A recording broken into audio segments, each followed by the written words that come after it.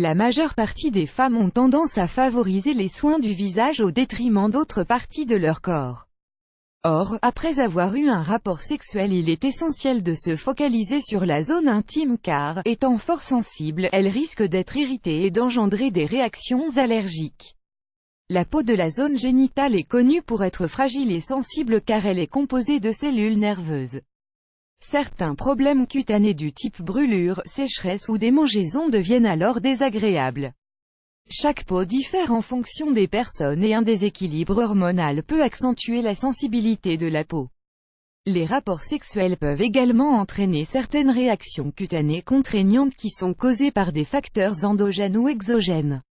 Une réaction allergique au préservatif après un rapport, si vous ressentez des irritations et des démangeaisons au niveau de vos parties génitales, cela est probablement dû au latex contenu dans le préservatif. Il arrive même qu'une sensation de brûlure apparaisse.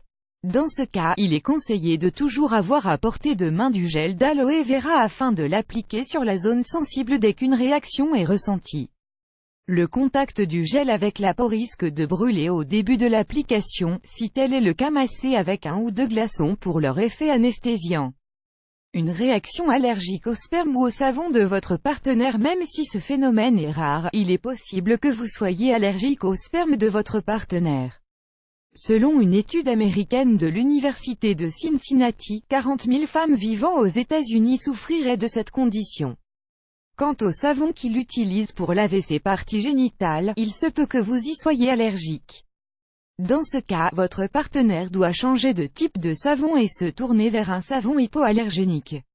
En cas d'allergie, afin d'éviter toute réaction future, le mieux est de demander conseil à votre médecin qui sera à même d'identifier la source exacte de l'allergie. La trichomonase. Les infections sexuellement transmissibles telles que la chlamydia et la gonorrhée ne provoquent pas d'irritation au niveau de la zone intime, contrairement aux trichomonas.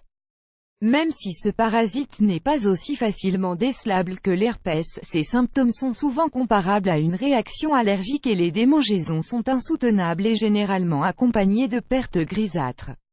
Le trichomonas est diagnostiqué par le médecin à la suite d'un bilan sanguin et nécessite de mettre les deux partenaires sous traitement antibiotique. De plus, cette infection ayant tendance à se développer lorsqu'elle évolue dans un environnement acide, il faut consommer plus de légumes, moins de sucre et d'aliments transformés. Pour les personnes qui ne sont pas allergiques au latex, le préservatif est fortement conseillé pour éviter de contracter des IST et MST. L'herpès. Pour les femmes qui souffrent déjà d'herpès, les frottements durant le rapport sexuel risquent de percer la cloque. Quant à celles qui contractent l'herpès durant un rapport, cela nécessite environ une semaine avant qu'il ne s'ouvre, ce qui entraîne des douleurs atroces. Même si le risque de contracter un herpès peut être réduit en portant un préservatif, il est recommandé de ne pas avoir de rapport sexuel une fois que l'herpès s'ouvre car le taux de transmission est bien plus élevé durant cette période. Il faut également noter qu'un herpès peut apparaître à la suite d'un rapport oral si un des deux partenaires souffre d'une infection à la gorge. Si l'herpès se perce, les symptômes peuvent être soulagés en prenant un calmant et en appliquant des compresses froides sur la zone irritée pour réduire les douleurs et démangeaisons. Les verrues génitales. Les verrues génitales peuvent apparaître des semaines voire des mois après avoir eu un rapport sexuel. Dans certains cas, cela peut même prendre des années. Tout comme pour l'herpès, l'utilisation de préservatifs peut réduire le risque mais ne peut pas l'éviter totalement car ce contraceptif ne couvre pas toutes les zones susceptibles d'être touchées par ces lésions, anus et scrotum notamment.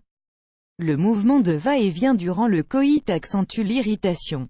Pour y remédier, il est recommandé de consulter un médecin qui enlèvera les verrues soit à l'aide d'une crème spécifique soit à l'aide d'un laser. Plus grand que